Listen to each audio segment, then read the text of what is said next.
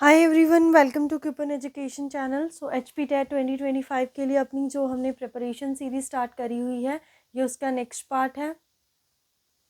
हमने अपनी फिज़िक्स और केमिस्ट्री के लिए सीरीज़ स्टार्ट करी हुई है। तो केमिस्ट्री के हमने काफ़ी सारे चैप्टर ऑलरेडी कंप्लीट कर लिए हैं, उनके PYQ वो भी कंप्लीट कर लिए हैं। अब हम फिज़िक्स का नेक्स्ट चैप्टर है जो वो मतलब कि करने जा रहे हैं। इससे पहले मैंने आपको फिज़िक्स का इलेक्ट्रिसिटी और लाइट चैप्टर करवा दिया है, उसके PYQ भी करवा दिए हैं, कैसे नए क्वेश्चंस आते हैं वो भी मैंने करवा दिया। अब जो हमारा नेक्स्ट चैप्टर है वो है आपका यूनिट्स एंड मेजरमेंट। ये वेरी वेरी इंपॉर्टेंट है। इस पर सीधा क्वेश्चन भी आता है आपको कि आपको यूनिट बतानी है किसी भी टर्म की, जिसमें आपको ये भी आता है डायमेंशनल फार्मूला के बारे में बताना है आपको। ठीक है, तो वो सारी चीज़ें हम पढ़ेंगे, या फिर किसी पर्टिकुलर टर्म की कौन सी स्पेशल यूनिट होती है उसके बारे में हम पढ़ेंगे।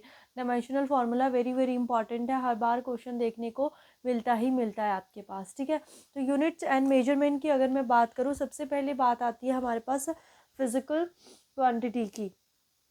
किसकी बात आती है? फिजिकल क्वांटिटी की। व्हाट इज़ फिजिकल क्वांटिटी की? अगर हमें फिजिकल क्वांटिटी को डिफाइन करना हो तो क्या है फिजिकल क्वांटिटी? ठीक है, तो फिजिकल क्वांटिटी क्या है? कोई भी ऐसी टर्म, ठीक है, कोई भी ऐसी टर्म जिसको मेजर कर सकते हैं। Quantity, quantity which can measure, which can measure directly और इनडायरेक्टली, मेजर डायरेक्टली और इनडायरेक्टली। ऐसी कोई भी क्वांटिटी जिसको हम मेजर कर सकते हैं, चाहे डायरेक्टली मेजर करें चाहे इनडायरेक्टली मेजर करें, वो होती है हमारे पास फिजिकल क्वांटिटी। ठीक है, उसके बाद टर्म आती है हमारे पास मेजरमेंट। ठीक है, क्या टर्म आती है हमारे पास? मेजरमेंट। तो जो टर्म मेजरमेंट है उसका मतलब क्या है? देखो, टर्म मेजरमेंट का मतलब क्या होता है कि कोई भी फिजिकल क्वांटिटी है ना हमारे पास, ये फिजिकल क्वांटिटी, इसको क्या करना होता है? कंपेयर करना होता है। इसको कंपेयर करना होता है किसके साथ? स्टैंडर्ड यूनिट के साथ। कंपेयर करना होता है स्टैंडर्ड यूनिट्स के साथ। ठीक है, स्टैंडर्ड यूनिट मतलब जो हमारा इंटरनेशनल सिस्टम है, उसने हर एक टर्म के लिए, फिजिकल क्वांटिटी के लिए स्टैंडर्ड यूनिट जो है डिफाइन करी होती है। तो मेजरमेंट क्या है? उसी फिजिकल क्वांटिटी को स्टैंडर्ड यूनिट से मेजर करना। लेट्स से कि आपके पास ना ये पेन है, ये पेन है, तो आपको इस पेन को मेजर करना है कि इसकी जो लेंथ है एक तरह से कितनी है। तो आपने क्या करा? ये कैप ले लिया। लाइक आपकी ये जो कैप है ये फिजिकल आपकी स्टैंडर्ड वो है टर्म। ठीक है, ये हो गया आपके पास 1 2 3 4। तो आप बोलोगे कि हमारे पास जो वन पेन है ना, अगर मैं बात करूँ वन पेन, वो आपके पास 4 किसके कैप्स के इक्वल हो गया। ठीक है, तो ये आपकी फिजिकल क्वांटिटी हुई, ये आपकी फिजिकल। कैप्स क्या है? कैप्स आपने यहाँ पे स्टैंडर्ड यूनिट रख ली, अपनी स्टैंडर्ड यूनिट। और ये क्या हुई? इसकी न्यूमेरिकल वैल्यू। ये क्या हुई? इसकी न्यूमेरिकल वैल्यू। अब ज़रूरी तो नहीं है कि जो कैप है उसकी, जैसे मैंने ये वाली कैप ले ली, इसकी कैप की लेंथ क्या है ज़्यादा, तो 1 2 3। तो ये वाली कैप में जो फिजिकल क्वांटिटी है वो न्यूमेरिकल वैल्यू कितनी आई? 3 कैप्स के इक्वल। 3 कैप्स के इक्वल है, तो हमारे पास वही फिजिकल क्वांटिटी है, बट एक बार में 4 के इक्वल आ रही है, एक बार में 3 के इक्वल आ रही है। तो ऐसे मेजरमेंट के लिए हम कोई भी यूनिट्स जो है स्टैंडर्ड यूनिट, मतलब कोई भी यूनिट अपनी तरफ से नहीं ले सकते थे, इसीलिए हमें स्टैंडर्ड यूनिट लेके आनी पड़ी, क्योंकि हम दुनिया के किसी भी कोने में हो तो जो मेजरमेंट है वो सेम ही रहनी चाहिए हमारे पास। ठीक है, तो इंटरनेशनल सिस्टम ने स्टैंडर्ड यूनिट्स को डिफाइन करा गया है। वो स्टैंडर्ड यूनिट्स क्या है वो फिर हम आगे जाके पढ़ेंगे। एक यहाँ से कंक्लूजन क्या निकलता है? देखो, हमारे पास जो हमारी, अगर मैं बात करूँ, हमने पेन ले लिया, पेन ये न्यूमेरिकल वैल्यू होगी और ये हमारी यूनिट होगी। सिमिलरली ये भी मैंने पेन ले लिया, न्यूमेरिकल वैल्यू होगी और ये यूनिट होगी। जैसे ये 4 कैप्स के, ये 3, ये दोनों ही पेन है, तो हम यहाँ से निकालेंगे N1 U1 N2 U2, ये आ गया। तो हम बोल सकते हैं ये कॉन्स्टेंट के इक्वल है। ये किसके इक्वल है? कॉन्स्टेंट के। तो यहाँ से NU किसके इक्वल आ जाएगा? कॉन्स्टेंट के इक्वल। तो अगर मैं यहाँ से निकालूं unit is inversely proportional, you क्या चला जाएगा? न्यूमेरिकल वैल्यू के। ठीक है, मतलब कि अगर ये देखो, इसका मतलब क्या है? यूनिट जितनी बड़ी होगी, अगर यूनिट बड़ी है तो न्यूमेरिकल वैल्यू क्या होगी? छोटी। ठीक है, अगर यूनिट छोटी है तो न्यूमेरिकल वैल्यू क्या होगी? बड़ी। देखो, लाइक हमारे पास है 1 किलोमीटर, वो अगर हमें मीटर में कन्वर्ट करना हो 1000 मीटर के इक्वल होता है। अब 1 किलोमीटर है, उसको हमें सेंटीमीटर में कन्वर्ट करना है, तो वो हमारे पास किसके इक्वल हो जाएगी? 1 लाख के। तो देखो, यूनिट छोटी होगी तो न्यूमेरिकल वैल्यू क्या होगी? बड़ी। यूनिट बड़ी होगी तो न्यूमेरिकल वैल्यू क्या होगी? छोटी। तो मैंने ये क्यों बताया? क्योंकि आपको ये रिलेशन के बारे में पूछा जा सकता है कि जो यूनिट्स है, यूनिट्स और न्यूमेरिकल वैल्यू में कैसा रिलेशन है, यूनिट्स और न्यूमेरिकल वैल्यू में क्या रिलेशन है वो पूछा जा सकता है, इसलिए मैंने ये बताया। यूनिट और numerical value inversely proportional, unit जितनी बड़ी होगी न्यूमेरिकल वैल्यू उतनी छोटी होगी, यूनिट जितनी छोटी होगी न्यूमेरिकल वैल्यू उतनी ज़्यादा होगी।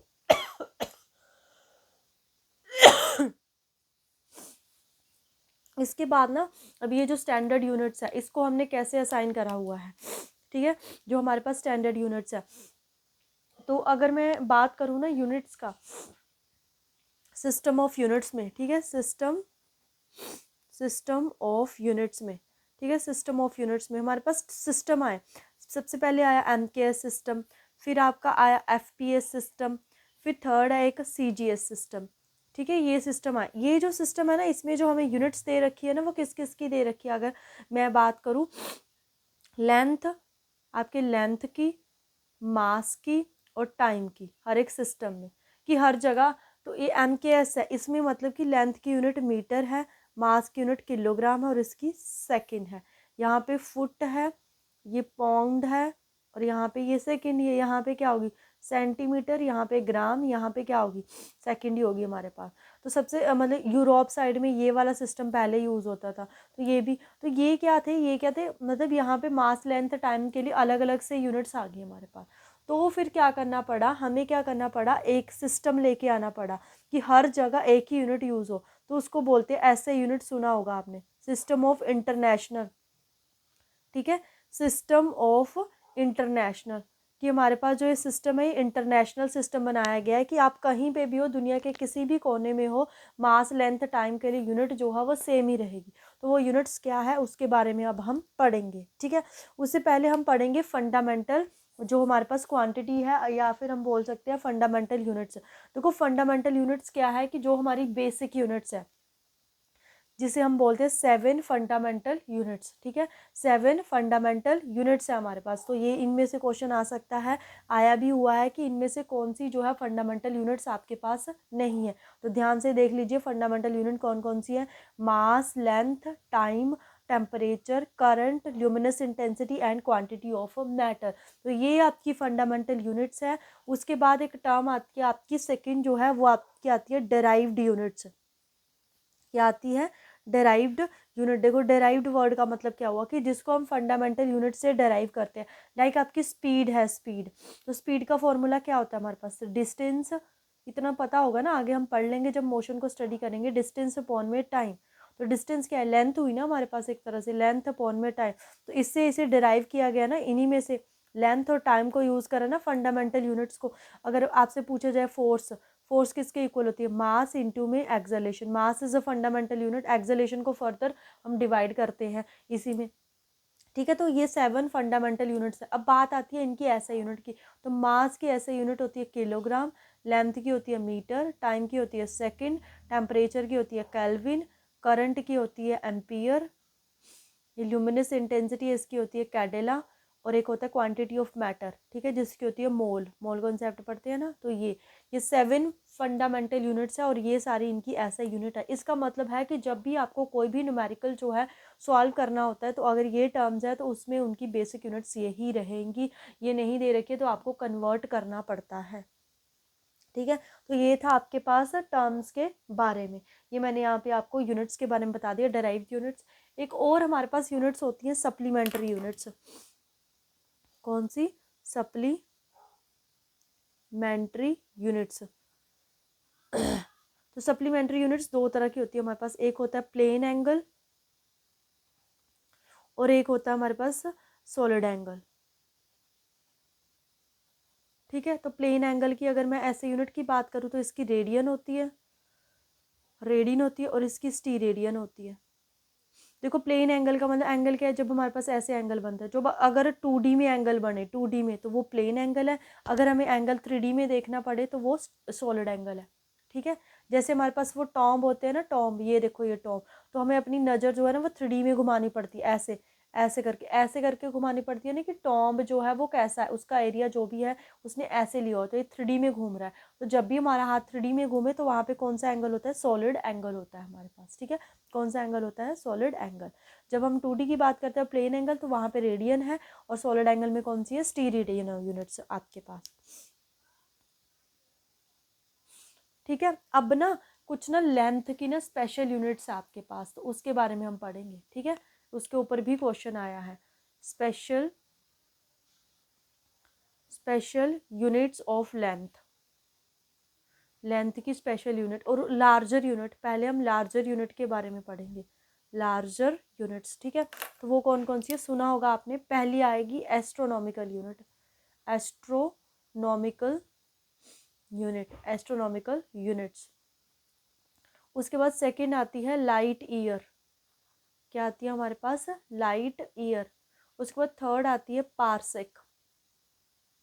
तीनों के ऊपर प्रीवियस ईयर में क्वेश्चन आ चुका है आपके पास, सीधा क्वेश्चन या तो यही, ये किसकी यूनिट्स है। देखो लाइट ईयर, ईयर हम सोचते हैं टाइम, तो टाइम की यूनिट कर देते हैं, नहीं, तो ये तीनों किसकी यूनिट्स है, लेंथ की। एस्ट्रोनॉमिकल यूनिट्स है जो प्लेनेट्स और सन के बीच में, प्लेनेट्स एंड सन के बीच का जो डिस्टेंस है उसको मेजर करने के लिए यूज़ की जाती है, ठीक है। तो अगर हम इसकी बात करें तो ये हमारे पास 1.5 इंटू में 10⁻11 मीटर के इक्वल होती है। ऐसे सिस्टम में रखना है ना इसको। इसी तरह लाइट ईयर की बात करूँ तो 9.46 इंटू में 10⁻15 मीटर होती है। अब ये लाइट ईयर का मतलब क्या है, कि जो लाइट है ना, लाइट एक साल में, 1 ईयर में वैक्यूम में कितना डिस्टेंस ट्रैवल करती है, वो है आपका लाइट ईयर, ठीक है। पार्सेक है, पार्सेक का जो फॉर्मूला होता है वो होता है हमारे पास 3.1 इंटू में 10⁻16 मीटर। तो इनकी न्यूमेरिकल वैल्यूज़ के बारे में भी पूछा जा सकता। अगर मैं इन तीनों में से पूछूँ सबसे बड़ी यूनिट कौन सी होगी, जिसकी न्यूमेरिकल वैल्यू सबसे ज़्यादा होगी, तो न्यूमेरिकल वैल्यू किसकी, क्योंकि यहाँ पे 10⁻16 है, ये तो नंबर्स है, उससे कोई नहीं है, 1 है, 9 है, 3, यहाँ 10⁻15, 16, 11, तो सबसे बड़ी हमारे पास कौन सी हुई, पार्सेक। उसकी न्यूमेरिकल वैल्यू क्या है, सबसे ज़्यादा, उसकी न्यूमेरिकल वैल्यू सबसे ज़्यादा हुई एक तरह से। तो ये लेंथ की स्पेशल यूनिट्स आई हैं, इसके ऊपर क्वेश्चन आया है, ये लार्जर यूनिट है। इसी तरह लेंथ की स्मॉलर यूनिट भी होती है हमारे पास, लेंथ की स्मॉलर यूनिट्स भी होती हैं, बहुत सारी होती है स्मॉलर यूनिट्स, बट जिसके ऊपर आपको क्वेश्चन आया मैं वही यहाँ पे डिस्कस करने वाली हूँ, micro, nano, angstrom, pico and fermi. तो ये 10⁻⁻6 मीटर के इक्वल होता है, 10⁻⁻9 के मीटर के इक्वल होता है, 10⁻⁻10 मीटर के इक्वल होता है, 10⁻⁻12 के इक्वल होता है, 10⁻⁻15 मीटर के ऊपर क्वेश्चन। तो ये तीनों आपके PYQ है, तो इनके ऊपर भी क्वेश्चन आ सकता है। देखो नैनो तो बिल्कुल सिंपल है, एन फॉर नैनो, क्योंकि स्मॉलर यूनिट है 10⁻⁻9, एंगस्ट्रॉन्ग 10⁻10, पिको 10⁻12 और फर्मी 10⁻15 मीटर आपके पास, ठीक है। तो ये लेंथ की स्पेशल लार्जर और स्मॉलर यूनिट्स का आपने ध्यान रखना है, ठीक है। एक ना स्पेशल यूनिट आपके पास एरिया, एरिया होता है ना हमारे पास, एरिया, एरिया, तो इसकी एक स्पेशल यूनिट है, वो है बैरन, BARON, बैरन। तो अगर मैं इसकी बात करूँ, बैरन ये हमारे पास 10⁻⁻28 मीटर स्क्वायर, एरिया की यूनिट क्या होती है, स्क्वायर मीटर। अब ये यूज़ कहाँ पे होता है, न्यूक्लियर रिएक्शन में, न्यूक्लियर रिएक्शन में, न्यूक्लियर क्रॉस सेक्शन फाइंड करने के लिए, न्यूक्लियर क्रॉस सेक्शन फाइंड करने के लिए। क्रॉस सेक्शन हमारे पास एरिया ही होता है ना, क्रॉस सेक्शन जैसे ये चीज़ है जो हमारे पास, जैसे पेन है ना, ये पेन, पेन की बात करूँ तो ये जो चीज़ है ये इसका क्रॉस सेक्शन हुआ, ठीक है, इसके बारे में। तो ये बैरन भी आपने याद रखना है, बैरन किसकी यूनिट है आपके पास, एरिया की यूनिट है, ठीक है।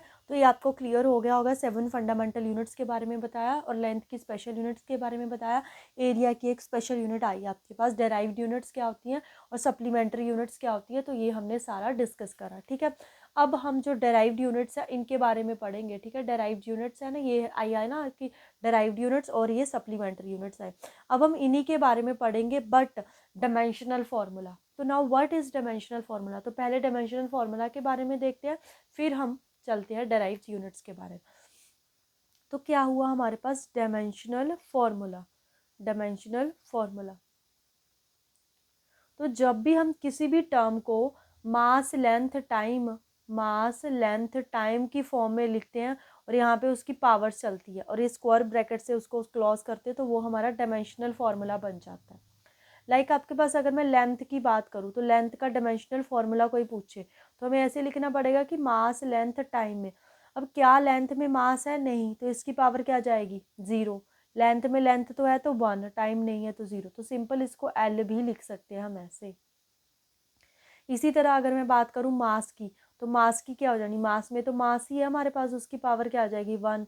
एल नहीं है 0, टी नहीं है 0, तो ये इसकी यूनिट बन जाएगी हमारे पास। ठीक है, ऐसे हमने अलग अलग डिमेंशनल फार्मूले बनाने हैं। कैसे आप बना सकते हो वो मैंने आपको सिखाना है। पहले हम हर टर्म के फॉर्मूलाज देखेंगे। ठीक है, तो ये मैंने लिखी हुई है मोस्ट इंपॉर्टेंट डेराइव्ड यूनिट्स। ठीक है, जो जो आपको सबसे ज़्यादा यूज़ होने वाली है। इनमें से हम काफ़ी सारी टर्म्स को आगे जाके डिटेल में स्टडी करेंगे, बट आपके लिए बेनिफिट यही रहेगा अगर आप समझना चाहते हो मोशन क्या है, न्यूटन्स के लॉ क्या है, वर्क पावर एनर्जी करना है, ग्रेविटेशन करना है, उसके लिए आपको इनकी ऐसा यूनिट और फार्मूला आपको लर्न करना पड़ेगा। अगर आप ये सब लर्न कर लोगे फिर क्या होगा, आपके लिए ईजी रहेंगी चीज़ें। ठीक है, तो सबसे पहले आता है एरिया। एरिया की अगर आपको पूछे सिंपल एरिया, रेक्टेंगल का एरिया, तो क्या होता है हमारे पास? लेंथ मल्टीप्लाई में ब्रेड्थ है, तो ये दोनों लेंथ ही है, तो लेंथ है देखो मीटर मल्टीप्लाई में मीटर, तो ऐसे यूनिट क्या बन गई? मीटर स्क्वायर, क्योंकि 2 होगी। अब डायमेंशनल फार्मूला की बात आती है, हमने लिखना तो ऐसे ही MLT। तो लेंथ और ब्रेड्थ है तो एक तरह से डिस्टेंस ही हमारे पास, लेंथ ब्रेड्थ मतलब ये लेंथ ही हुई ना, तो दोनों ही लेंथ है, तो लेंथ की पावर 2। ना तो एरिया मास है ना ही टाइम है, तो डायमेंशनल फार्मूला क्या आ गया? L2। वॉल्यूम, वॉल्यूम की बात करें तो वॉल्यूम 3 डिमेंशनल होता है, लेंथ ब्रेड्थ हाइट, तो 3 तरह की लेंथ आ गई, मीटर मीटर मीटर, तो क्या बन जाएगा हमारे पास? मीटर क्यूब इसकी यूनिट। और अगर हम बात करें डिमेंशनल फार्मूले की, डिमेंशनल फार्मूला L3M0T0, यही आएगा डिमेंशनल फार्मूला। अब हमारे पास टर्म आती है वेलोसिटी और स्पीड। देखो वेलोसिटी और स्पीड 2 डिफरेंट टर्म्स है, कैसे एक दूसरे से डिफरेंस है तो वो हम नेक्स्ट जो है आपका चैप्टर जो वहाँ पे करेंगे मोशन चैप्टर में। अभी फिलहाल के लिए आप मान के चलो इसका फॉर्मूला होता है डिस्टेंस अपॉन में टाइम। क्या है फॉर्मूला? डिस्टेंस अपॉन में टाइम। अब देखो डिस्टेंस अपॉन में टाइम है, डिस्टेंस मतलब लेंथ है, तो लेंथ की यूनिट क्या होती है? मीटर, और अपॉन है टाइम, टाइम की यूनिट होती है सेकंड, तो क्या बन गई यूनिट? मीटर पर सेकंड। ऐसे अब बात आती है डिमेंशनल फॉर्मूले की, तो मास तो है ही नहीं इसमें, मास हमारे पास नहीं है। हमारे पास इसको ऐसे लिख दूँ ना, डिस्टेंस अपॉन में टाइम। देखो मास तो नहीं है तो मास तो 0, डिस्टेंस है, लेंथ है तो 1। अब टाइम भी है, बट टाइम क्या है? डिवाइड में, तो जो भी डिवाइड में होता है उसको ऊपर लेके आएंगे तो पावर क्या चली जाएगी? -1। तो क्या होता है डायमेंशनल फॉर्मूला? L1T-1। ठीक है, उसके बाद हम आते हैं एक्सेलेरेशन। तो एक्सेलेरेशन होती है हमारे पास वेलोसिटी, वेलोसिटी अपॉन में टाइम। एक्सेलेरेशन क्या होती है? वेलोसिटी अपॉन में टाइम। तो वेलोसिटी की अभी हमने यूनिट बनाई है। ठीक है, क्या यूनिट बनाई थी हमने? मीटर पर सेकंड। तो अब इसमें एक और टाइम आ गया नीचे, तो यूनिट क्या बन जाएंगे? मीटर पर सेकंड स्क्वायर। डायमेंशनल फॉर्मूले में बात करेंगे, एम तो नहीं है, एल तो 1 नहीं रहा क्योंकि मीटर आ रहा है। अब सेकंड की पावर देखो कितनी बन चुकी है? -2, विच मीन्स टी की पावर भी क्या आएगी? -2। तो ये इसका डायमेंशनल फॉर्मूला आ जाएगा। ठीक है, बेसिक रूल को सीख लो, उसके बाद कोई भी डायमेंशनल फॉर्मूला है आराम से सॉल्व कर लोगे। अब डेंसिटी है, डेंसिटी का फॉर्मूला होता है हमारे पास मास अपॉन में वॉल्यूम। तो मास है, मास की यूनिट क्या होती है? किलोग्राम। वॉल्यूम के ऊपर फाइंड करी हमने मीटर क्यूब, तो क्या आ जाएगी? किलोग्राम मीटर इनवर्स में क्यूब। ऐसे यूनिट बनाएंगे तो सॉरी डायमेंशनल फॉर्मूला, क्योंकि मास आ रहा है तो मास की होगी 1, लेंथ आ रहा है बट माइनस में आएगा 3, टी नहीं आ रहा है 0। तो क्या कोई मुश्किल है? नहीं है ना मुश्किल, बस जस्ट आपको ये फॉर्मूला आना चाहिए, उसके बाद कोई मुश्किल नहीं है। लीनियर मोमेंटम, लीनियर मोमेंटम होता है हमारे पास मास इंटू में वेलोसिटी, मास इंटू में वेलोसिटी। तो मास की यूनिट किलोग्राम, वेलोसिटी की अभी निकाली क्या थी? मीटर पर सेकंड। अब आ जाओ डायमेंशनल फॉर्मूले पे, तो मास है, मास की आ जाएगी 1, मीटर है मतलब लेंथ भी है 1, पर सेकंड है तो T-1, तो ML1T-1। फोर्स आता है, फोर्स का फॉर्मूला क्या होता है? मास इंटू में एक्सलरेशन, तो मास की आ जाएगी किलोग्राम और एक्सलेशन की क्या होती है? मीटर पर सेकंड स्क्वायर। बट इसके लिए स्पेशल यूनिट बनी गई है न्यूटन। क्या बनाई गई है? न्यूटन, क्योंकि न्यूटन साइंटिस्ट ने इसको डिस्कवर करा था, इसीलिए इसकी यूनिट क्या दी गई है इसको? न्यूटन। डायमेंशनल फॉर्मूला, मास है 1, एक्सलेशन है तो एक्सलेशन का क्या आया था? L1T-2। तो ऐसे आप डायमेंशनल फॉर्मूला कर सकते हो।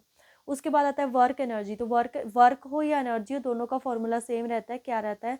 फोर्स मल्टीप्लाई में डिस्टेंस, फोर्स इंटू में डिस्टेंस। तो फोर्स की यूनिट क्या आ गई? न्यूटन। डिस्टेंस की यूनिट क्या आ गई? मीटर। बाकी ऐसे खोल के भी आप लिख सकते हो, पर यूनिट ज़्यादा यूज़ होने वाली यही है। तो फॉर्मूला क्या बनेगा? देखो फोर्स है तो फोर्स का ये है हमारे पास एम एल टी माइनस में two, M1 L1 T minus में टू। बट एक और डिस्टेंस आ गया तो यहाँ क्या आ जाएगा? T L2। अभी इम्पल्स आता है, इम्पल्स होता है हमारे पास फोर्स इंटू में टाइम, फोर्स इंटू में टाइम। तो फोर्स की यूनिट क्या है? न्यूटन। टाइम की यूनिट क्या है? सेकंड। फॉर्मूला क्या बन जाएगा? M1 L1 ही रहेगा। अब टी यहाँ पे -2 था ना, एक टाइम आया है ऊपर आया मल्टीप्लाई में, तो +1 करेंगे तो -1 बच जाएगा। उसके बाद आती है सरफेस टेंशन। तो सरफेस टेंशन होती है हमारे पास फोर्स अपॉन में लेंथ, फोर्स अपॉन में लेंथ। तो यूनिट क्या बन जाएगी? न्यूटन पर मीटर। तो डायमेंशन फॉर्मूला ML, यहाँ पे T-2 है, 1 एज इट इज। अब ये -1 में आया, यहाँ पे फोर्स का फॉर्मूला कहाँ रहा? ये रहा हमारे पास फोर्स का फॉर्मूला, L माइनस है ना, तो L1 है, एक मीटर माइनस में आ गया, तो यहाँ -1, तो L क्या चला जाएगा आपका? 0। ऐसे। उसके बाद प्रेशर, प्रेशर का फॉर्मूला होता है प्रेशर फोर्स अपॉन में एरिया, फोर्स अपॉन में एरिया। तो फोर्स की यूनिट क्या होती है? न्यूटन। एरिया की यूनिट क्या होती है? Metre square. पर नीचे है तो मीटर स्क्वायर इनवर्स आ जाएगा। उसके बाद डायमेंशनल फॉर्मूला ML, T-2 को कुछ नहीं होगा, मास को कुछ नहीं होगा। L हमारे पास फोर्स में 1 है, अब -2 आएगा, तो -2 यहाँ करेंगे, कितना बचेगा? -1। उसके बाद टॉर्क आती है, तो टॉर्क का फॉर्मूला होता है फोर्स इंटू में डिस्टेंस, बट ये डिस्टेंस परपेंडिकुलर होते हैं। तो सेम कौन सा हो गया हमारे पास? वर्क वाला। तो वर्क की यूनिट क्या थी? Newton metre. और डायमेंशनल फॉर्मूला क्या? M1 L2 T-2 ऐसे। तो इसीलिए आपको ये जो मैंने सबसे ज़्यादा यूज़ होने वाले टर्म आपके पास आएंगे, velocity, linear acceleration, force, work energy. Impulse भी यूज़ होता है बट एक कम यूज़ होता है। बट अगर आप और नहीं याद कर सकते तो इन 5 क्वांटिटी के फार्मूलाज को याद कर लीजिए, कैसे यूनिट फाइंड करते हैं और कैसे डायमेंशन फार्मूला, वो मैंने बता दिए। तो इनको आपको याद करना ही पड़ेगा अगर आप चाहते हो स्मूथली आगे आपके क्वेश्चन जो हैं वो सॉल्व हों। ठीक है। अब ना आपको एक क्वेश्चन आया हुआ था कि आपके पास इम्पल्स है, यहाँ पे ऑप्शन दिया गया था लीनियर मोमेंटम, सेकंड दिया गया था वर्क, थर्ड दिया गया था प्रेशर, उसके बाद फोर्थ दिया गया था हमारे पास फोर्स। कि आपको बताना है जो ये लीनियर जो इम्पल्स है ना, इम्पल्स उसकी यूनिट इनमें से किसके साथ सेम होगी? इम्पल्स का फॉर्मूला पता होना चाहिए पहले हमारे पास, फोर्स इंटू में टाइम। और इन सभी के लीनियर मोमेंटम का क्या होता है? मास इंटू में वेलोसिटी। वर्क का क्या होता है? फोर्स इंटू में डिस्टेंस। प्रेशर का क्या होता है? फोर्स अपॉन में एरिया। फोर्स तो फोर्स ही है, देखो फोर्स के साथ टाइम आ रहा है तो ये रिलेशन तो नहीं चलेगा हमारा, क्योंकि और ये फोर्स के साथ मल्टीप्लाई में डिस्टेंस हो रहा है, तो ये भी नहीं हो सकता है। अब इसका और इसका देखते हैं हम, इसका और इसका।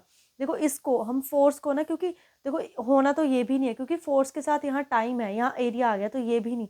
ये फॉर्मूला इससे कैसे बना होगा? देखो यहाँ पे फोर्स है, यहाँ मास आया, तो फोर्स को हम मास के रिलेशन में कन्वर्ट कर देते हैं। फोर्स किसके इक्वल होता है? मास इंटू में एक्सेलरेशन इंटू में टाइम, एज इट इज आ गया। अब यहाँ पे वेलोसिटी है तो एक्सेलरेशन को वेलोसिटी में कन्वर्ट कर देते हैं। तो एक्सेलरेशन का फॉर्मूला क्या है हमारे पास? वेलोसिटी अपॉन में टाइम। और यहाँ पे एक टाइम पहले से ही, टाइम से टाइम कैंसिल हो गया, क्या बचा? मास इंटू में वेलोसिटी। तो जो इम्पल्स है वो लीनियर मोमेंटम के इक्वल है। तो ठीक है, तो ऐसे आप इनको एक दूसरे से इक्वल करके देख सकते हो। जैसे मैंने आपको जहाँ पे इलेक्ट्रिसिटी में पढ़ा था, तो करंट का होता है ना कि करंट की यूनिट एम्पियर होती है, बट वो होता किसके इक्वल है? चार्ज अपॉन में टाइम के इक्वल होता है। जो करंट है वो किसके इक्वल होता है? चार्ज अपॉन में टाइम।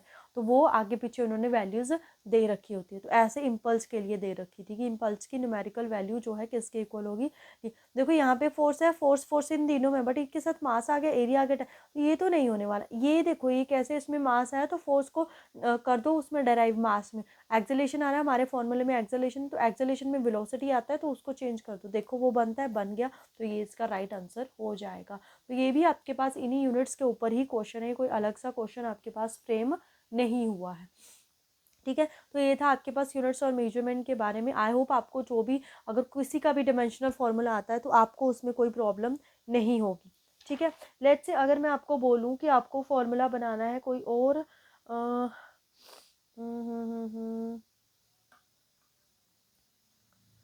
टर्म हो आपके पास जिसका आपको फॉर्मूला बनाना हो, ठीक है।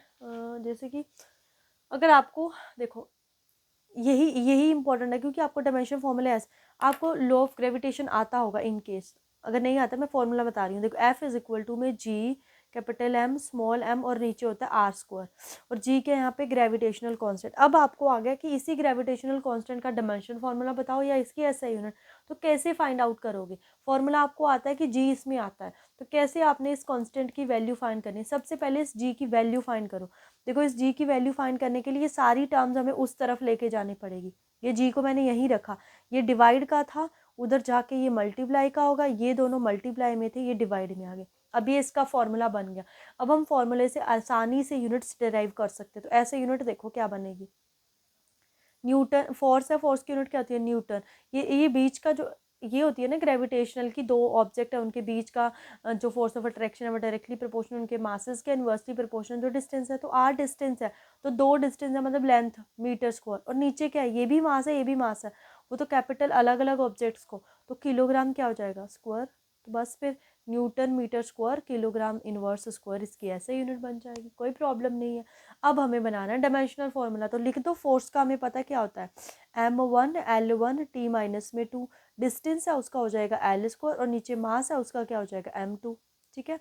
तो हमारे पास ये m1 है, 2 नीचे, ऊपर आएगा माइनस का, तो क्या बचेगा? ओनली माइनस का। ये l1 है, ये l2 है, तो l3 हो गया, और ये t माइनस 2 बच गया। तो ये इसकी क्या आ गया? Dimensional formula. तो ज़्यादा चांसेस है ऐसे ही आते हैं कि कांस्टेंट के पूछते हैं वो आपको डायमेंशनल फॉर्मूला या ऐसे ही, तो वो कैसे आपने फाइंड आउट करना है? पहले उस कांस्टेंट की वैल्यू फाइंड आउट करो। जैसे हम फॉर्मूला बनाते हैं, तो वो फॉर्मूला आपने फाइंड करा, तो वहाँ से आपके पास टर्म्स होंगी, उनका डायमेंशनल फॉर्मूला आपने लर्न करा होगा पहले से, तो वो फाइंड आउट करके आप फाइंड आउट कर दोगे, ठीक है। ये आपके पास अब ना एक छोटा सा और टॉपिक है आपका, उसके ऊपर भी कई बार क्वेश्चन आया हुआ है। अगर मैं बात करूँ,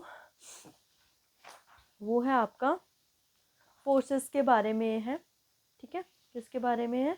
फोर्सेस के बारे में। आपको क्वेश्चन आता है फंडामेंटल फोर्सेस, बहुत बार आता है इसके ऊपर क्वेश्चन, सिंपल सा, फंडामेंटल फोर्सेस के बारे में, ठीक है। फंडामेंटल फोर्सेस इन नेचर, सीधा क्वेश्चन आ जाएगा। आपको 4 फोर्सेस दे रखी होंगी, बताओ इसमें से कौन सी फंडामेंटल है या फिर कौन सी नहीं है फंडामेंटल, ठीक है। तो पहली फंडामेंटल फोर्स है हमारी ग्रेविटेशनल फोर्स, ठीक है। कैसी फोर्स है? ग्रेविटेशनल फोर्स, ठीक है। सेकंड आती है हमारे पास electromagnetic force, electromagnetic force. Third आती है हमारे पास strong nuclear force, strong nuclear force. उसके बाद फोर्स आती है वीक न्यूक्लियर फोर्स। तो ये हमारे पास 4 फंडामेंटल फोर्सेस है। अब इनमें अगर हम ऑर्डर की बात करें ना, तो जो स्ट्रॉन्ग न्यूक्लियर फोर्स है, स्ट्रॉन्ग न्यूक्लियर फोर्स, ये सबसे ज़्यादा अमाउंट होता है इसका। उसके बाद आती है हमारे पास वीक वाली, फिर आती है हमारे पास इलेक्ट्रोमैग्नेटिक वाले, ठीक है। लास्ट में आती है हमारी ग्रेविटेशनल। अगर ये 1 है ना 1, तो जो हमारे पास वीक वाली फोर्स है ना, एक मिनट, यहाँ वीक नहीं आएगी, यहाँ पे इलेक्ट्रोमैग्नेटिक आती है ना, यहाँ आएगी वीक वाली, वीक, देन लास्ट में आती है ग्रेविटेशन। तो स्ट्रॉन्ग वाली अगर 1 है ना, तो जो इलेक्ट्रोमैग्नेटिक होती है ना वो 10⁻⁻² होती है, और ये 10⁻13 होती है, और ये 10⁻38 होती है। क्वेश्चन पूछा जा सकता है कि जो हमारे पास स्ट्रॉन्ग न्यूक्लियर फोर्स है वो कितने, मतलब अगर वो 1 है तो ग्रेविटेशनल फोर्स के कितने इक्वल है? 10⁻38 के ग्रेविटेशनल फोर्स के इक्वल है। तो सबसे स्ट्रॉन्गेस्ट फोर्स कौन सी हुई? Strong nuclear force, fundamental forces की बात की जा रही है। और वीकेस्ट फोर्स कौन सी हुई आपकी? Gravitational force. बाकी ग्रेविटेशनल, इलेक्ट्रोमैग्नेटिक, इनके बारे में डिटेल में पढ़ेंगे। ग्रेविटेशनल वही है, दो फोर्सेस, दो ऑब्जेक्ट के बीच में, दो ऑब्जेक्ट के बीच में जो हमारी स्ट्रॉन्ग फोर्स होती है, मतलब अट्रैक्टिव फोर्स होती है। अगर हम बात करें इलेक्ट्रोमैग्नेटिक, तो चार्जेस के बीच में सिमिलर भी हो सकते हैं और डिफरेंट भी हो सकते हैं उनके बीच में। स्ट्रॉन्ग न्यूक्लियर फोर्सेस, हमारे पास न्यूक्लियस होता है, न्यूक्लियस में क्या होता है? प्रोटॉन और न्यूट्रॉन, तो उन्हीं के बीच में जो फोर्सेस होती है वो होती है हमारे पास स्ट्रॉन्ग न्यूक्लियर फोर्सेस। अगर मैं बात करूँ वीक न्यूक्लियर फोर्सेस की, कि जब हमारे पास रेडियो एक्टिव डिके होता है ना, आगे जाके हम डिस्कस करेंगे what is radio active decay, ठीक है। तो हमारे पास अगर हम बात करें ना, तो हमारे पास बीटे डीके होते हैं ना, तो वहाँ पे पार्टिकल्स जो है वो एमिट होते हैं, अलग अलग पार्टिकल एमिट होते हैं, तो वहाँ उनसे जो फोर्स आती है वो आती है हमारे पास वीक न्यूक्लियर फोर्सेस। तो इसके बारे में भी आपने याद रखना है, इसके ऊपर भी क्वेश्चन आता है। अब एक छोटा सा और टॉपिक है सिग्निफिकेंट फिगर। सिग्निफिकेंट फिगर, देखो इसके ऊपर अभी तक आपको क्वेश्चन नहीं आया है, ये फिजिक्स में भी है, केमिस्ट्री में भी है, बट इन फ्यूचर आ सकता है, तो मैं आपको बता रही हूँ, बहुत ही छोटा सा टॉपिक है, कुछ नहीं है। आपके पास कोई भी नंबर हो, आपको सिग्निफिकेंट फिगर काउंट करने हैं। देखो मैं एग्जांपल के साथ बता दूंगी, आपको सारा कुछ क्लियर हो जाएगा आपके पास, ठीक है।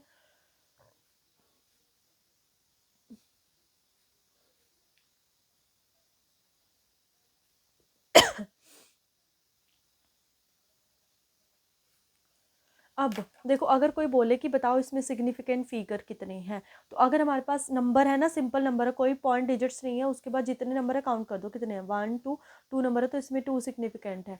बेशक यहाँ पे पॉइंट आ रहा है, कोई प्रॉब्लम नहीं, नंबर काउंट करो कितने सिग्निफिकेंट फिगर है, 3 सिग्निफिकेंट फिगर है। अब यहाँ पे रूल आता है कि अगर डेसिमल के, ये डेसिमल है, इसके राइट साइड, इसके राइट साइड जीरोज आती हैं, राइट साइड जीरोज आती हैं, वो सिग्निफिकेंट होंगी, वो क्या होंगी, सिग्निफिकेंट, मतलब उसको हम काउंट करेंगे, इसको हम काउंट करेंगे, तो कितना हो गया सिग्निफिकेंट फिगर, 4।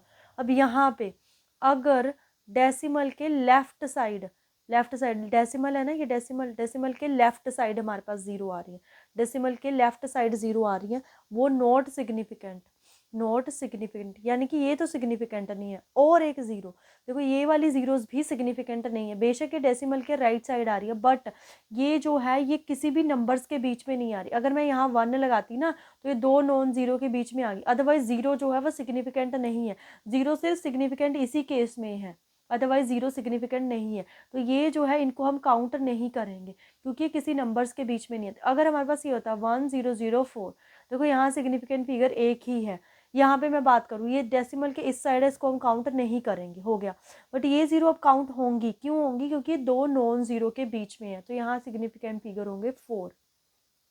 अब मैं इसकी बात करूँ तो ये तो नहीं होगी काउंट यहाँ पे, ये तो नॉन जीरो नंबर के बीच में ये काउंट होगी, और ये राइट पीछे है, चाहे जहाँ मर्जी हो, तो ये तो काउंट होगी 4।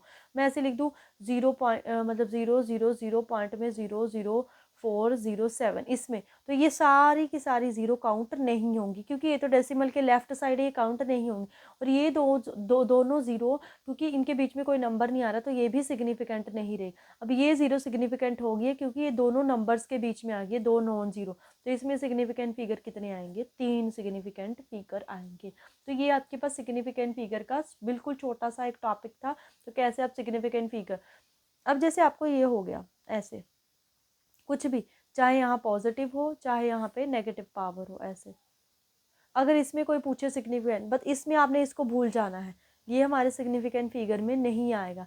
इसमें आपने जस्ट ये नंबर देखने हैं, यहाँ पे सिग्निफिकेंट वही वाले जो रूल है ऊपर वाले वही, तो यहाँ कितने नंबर है 3, तो 3 सिग्निफिकेंट फिगर, यहाँ भी कितने नंबर है 3, तो 3 हमारे पास सिग्निफिकेंट फिगर आ जाएंगे।